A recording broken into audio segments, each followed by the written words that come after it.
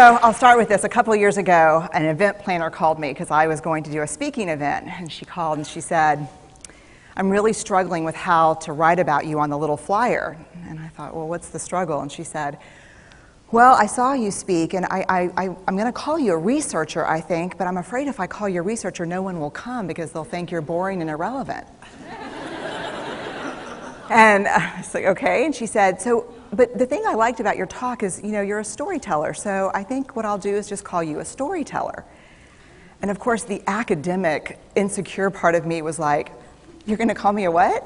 And she said, I'm going to call you a storyteller. And I was like, oh, why not Magic Pixie? I was like, let me think about this for a second. And so I tried to call deep on my courage, and I thought, I am a storyteller. I'm a qualitative researcher. I collect stories. That's what I do. And maybe stories are just data with a soul, and maybe I'm just a storyteller. So I said, you know what? Why don't you just say I'm a researcher storyteller? And she went, there's no such thing. So I'm a researcher storyteller. And I'm going to talk to you today. We're talking about expanding perception. And so I want to talk to you and tell some stories about a piece of my research that fundamentally expanded my perception and really actually changed the way that I live and love and work and parent. And this is where my story starts. When I was a young researcher, doctoral student, my first year I had a research professor who said to us, here's the thing, if you cannot measure it, it does not exist. And I thought he was just sweet-talking me. I was like, really? And he's like, absolutely. So you have to understand that I have a bachelor's in social work, a master's in social work, and I was getting my PhD in social work. So my entire academic career was surrounded by people who kind of believed in the life's messy, love it, and I'm more the life's messy, clean it up, organize it, and put it into a bento box. And so to think that I had found my way, to found a career that takes me, really one of the big sayings in social work is lean into the discomfort of the work. And I'm like, knock discomfort upside the head and move it over and get all A's. That was my mantra. So I was very excited about this. And so I thought, you know what? This is the career for me because I am interested in some messy topics, but I want to be able to make them not messy. I want to understand them. I want to hack into these things that I know are important and lay the code out for everyone to see. So where I started was with connection, because by the time you're a social worker for 10 years, what you realize is that connection is why we're here. It's what gives purpose and meaning to our lives. This is what it's all about. It doesn't matter whether you talk to people who work in social justice and mental health and abuse and neglect. What we know is that connection, the ability to feel connected, is neurobiologically, that's how we're wired, it's why we're here. So I thought, you know what, I'm going to start with connection. Well, that situation where you get an evaluation from your boss and she tells you 37 things that you do really awesome and one thing that you can't, an opportunity for growth.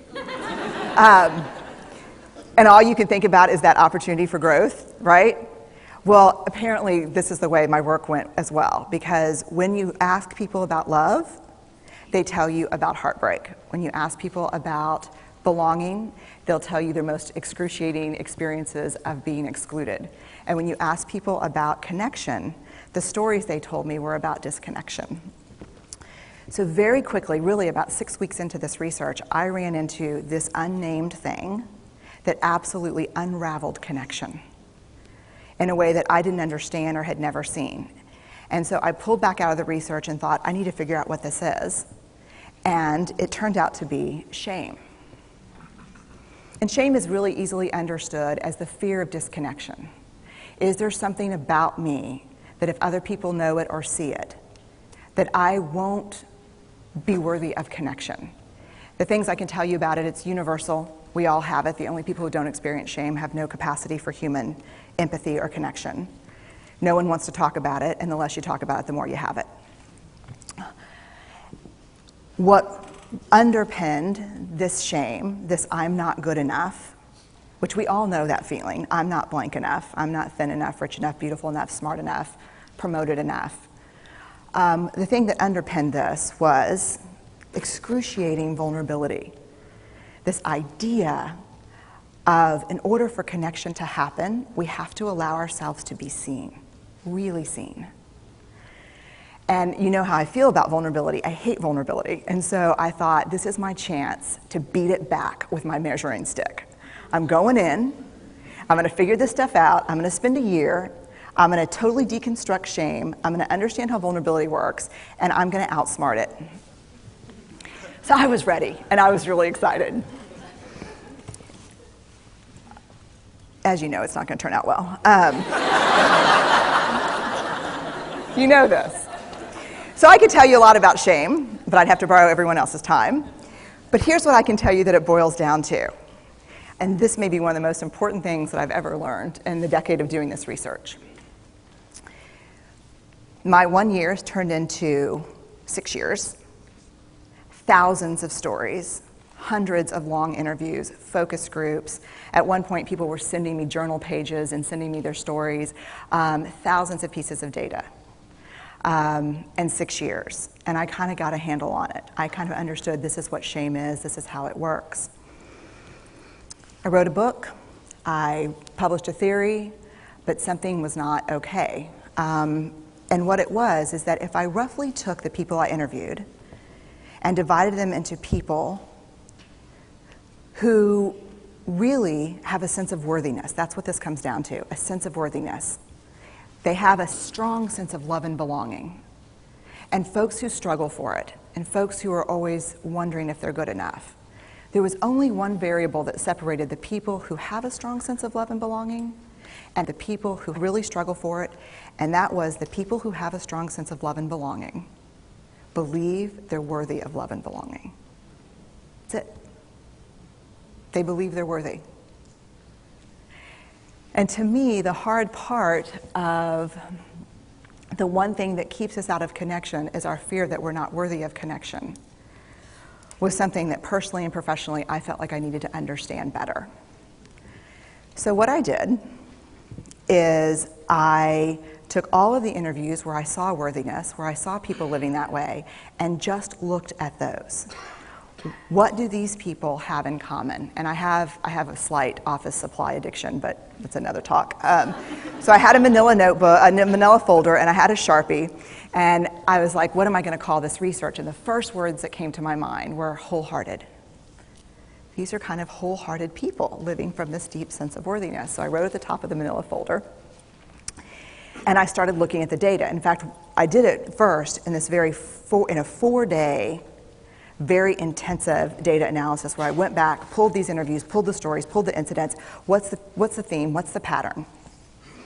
My husband left town with the kids because I always go into this kind of Jackson Pollock crazy thing where I'm just like writing and going and kind of just in my researcher mode.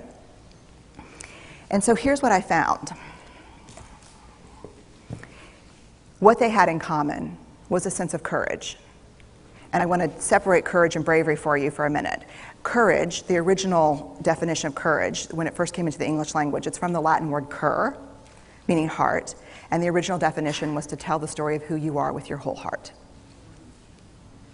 And so these folks had, very simply, the courage to be imperfect. They had the compassion to be kind to themselves first and then to others, because as it turns out, we can't practice compassion with other people if we can't treat ourselves kindly.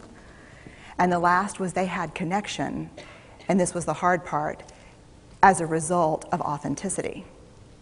They were willing to let go of who they thought they should be in order to be who they were, which is, you have to absolutely do that for connection. The other thing that they had in common was this. They fully embraced vulnerability. They believed that what made them vulnerable made them beautiful. They didn't talk about vulnerability being comfortable, nor did they really talk about it being excruciating, as I had heard earlier in the shame interviewing. They just talked about it being necessary. They talked about the willingness to say I love you first. The willingness to do something where there are no guarantees. The willingness to breathe through waiting for the doctor to call after your mammogram. The willing to invest in a relationship that may or may not work out. They thought this was fundamental. I personally thought it was betrayal. I could not believe I had pledged allegiance to research, where our job, the definition of research is to control and predict, to study phenomenon for the explicit reason to control and predict. And now my mission to control and predict had turned up the answer that the way to live is with vulnerability and to stop controlling and predicting. This led to a little breakdown, which actually looked more like this. And it did. It led to I call it a breakdown, my therapist calls it a spiritual awakening. Spiritual awakening sounds better than breakdown, but I assure you it was a breakdown. And I had to put my data away and go find a therapist. Let me tell you something. You know who you are when you call your friends and say, I think I need to see somebody. Do you have any recommendations? Because about 5 of my friends are like, woo, I wouldn't want to be your therapist. And I was like, what does that mean? And they're like, I'm just saying, don't bring your measuring stick. It's like, okay. So I found a therapist. My first meeting with her, Diana, I brought in my list of the way the wholehearted live. And I sat down, and she said, how are you? And I said, I'm great, I'm okay. And she said, what's going on? And I said, and this is a therapist who sees therapists, because we have to go to those because their BS meters are good. And so I said, here's the thing, I'm struggling. And she said, what's the struggle? And I said, well, I have a vulnerability issue, and I know that vulnerability is kind of the core of shame and fear and our struggle for worthiness, but it appears that it's also the birthplace of joy, of creativity, of belonging, of love, and I think I have a problem, and I need some help. And I said, but here's the thing, no family stuff, no childhood shit, I just need some strategies.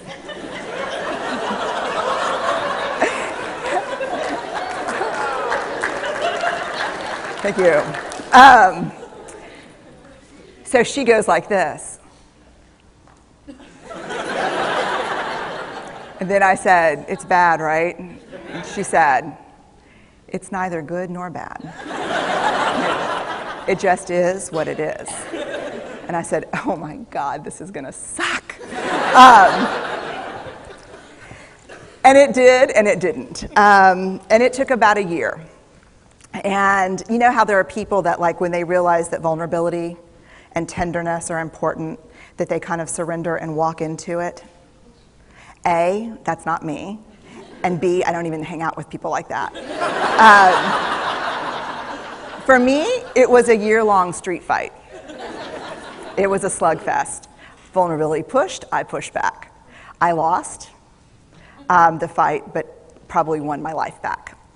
And so then I went back into the research and spent the next couple of years really trying to understand what the wholehearted, what the choices they were making, and what are we doing with vulnerability? Why do we struggle with it so much? Am I alone in struggling with vulnerability? No. So this is what I learned. We numb vulnerability.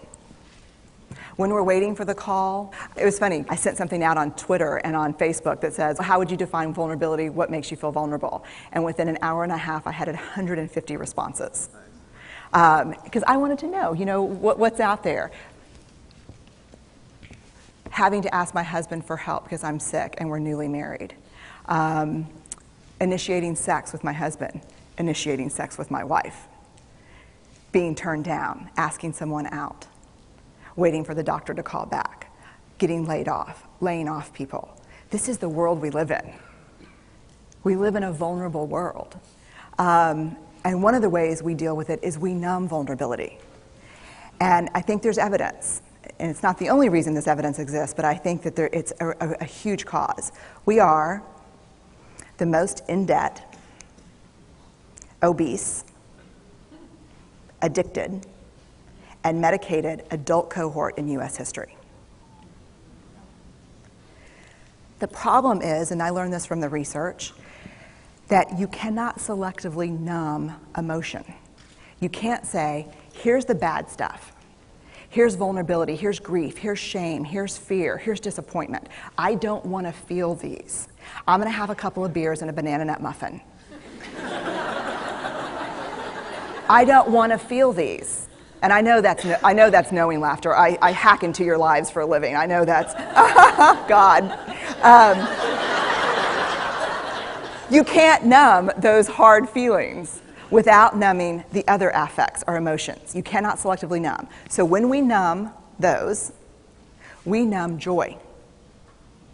We numb gratitude. We numb happiness.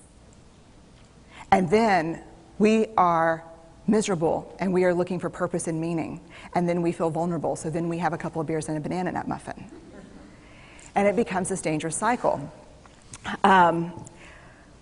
One of the things that I think that we need to think about is why and how we numb. And it doesn't just have to be addiction. The other thing we do is we make everything that's uncertain certain. Religion has gone from a belief in faith and mystery to certainty. I'm right, you're wrong, shut up. That's it. Just certain.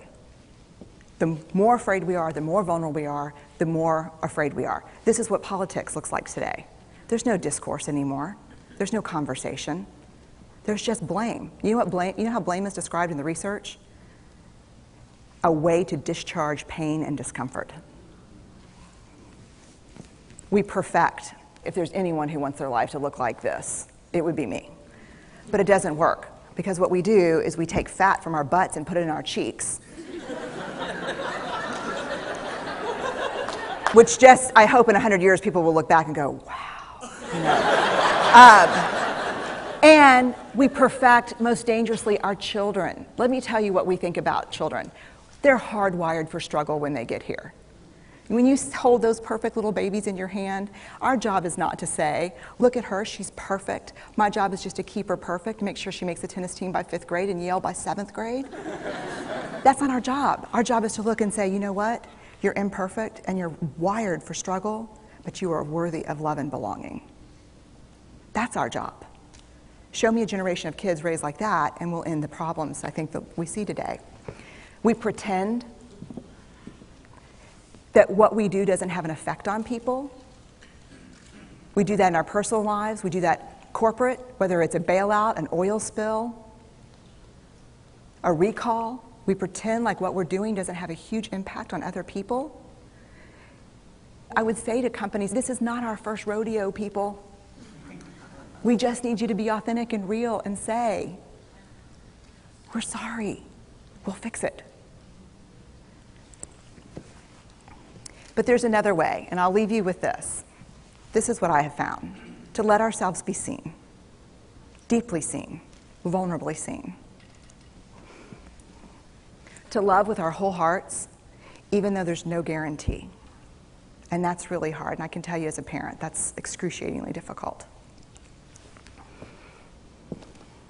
To practice gratitude and joy in those moments of kind of terror when we're wondering, can I love you this much? Can I believe in this as passionately?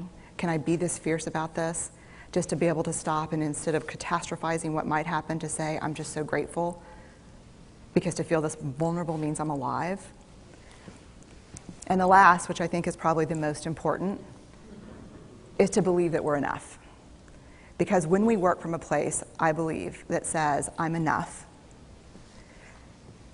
then we stop screaming and start listening. we're kinder and gentler to the people around us, and we're kinder and gentler to ourselves. That's all I have.